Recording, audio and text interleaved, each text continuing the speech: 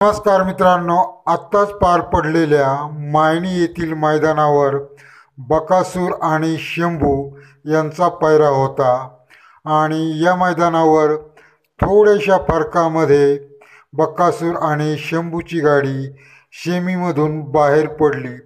तर मित्रांनो, या मैदानावर बकासूर आणि शंभू यांचा पैरा झालेला होता, जो काही मागे पेट नाका मैदानावर झालेला होता तोच पैरा या मैदानावरही होता आणि दोनही बैल चांगले धावत आहेत आणि त्यांचा पैरा हा अतिशय चांगला आहे। परंतु येथे थोड्याशा फरकामध्ये शेमीमधून बाहेर पडले। त्यांनी गट चांगल्या प्रकारे पास केलेला होता, परंतु शेमीमध्ये त्यांना हार पत्करावी लागली।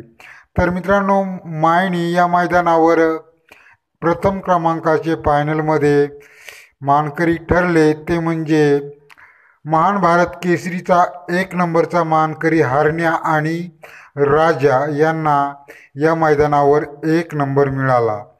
तर बकासूरच्या बाबतीत हार जीत ही होतच राहते, परंतु येथे एकदम थोड्याशा फरकामध्ये शेमीमधून बाहेर पडावे लागले आहे बकासूर आणि शंभूला।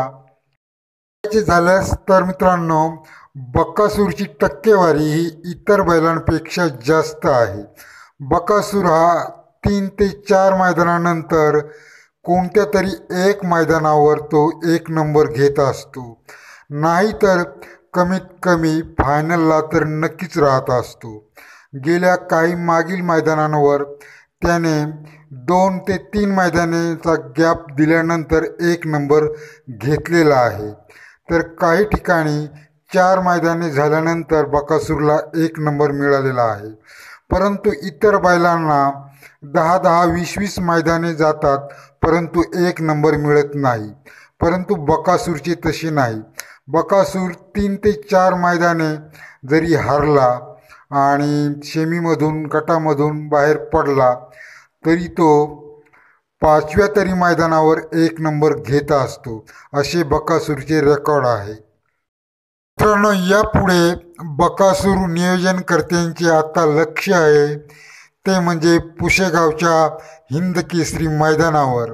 पुशेगावच्या या मैदानावर बकासूरचे नियोजन, पैरा व इतर काही गोष्टी त्या आत्तापासूनच चालू झालेल्या आहेत आणि पुशेगावच्या मैदानावर बकासूरला जिंकणे किंवा कमीत कमी फायनलमध्ये राहणे आवश्यक आहे।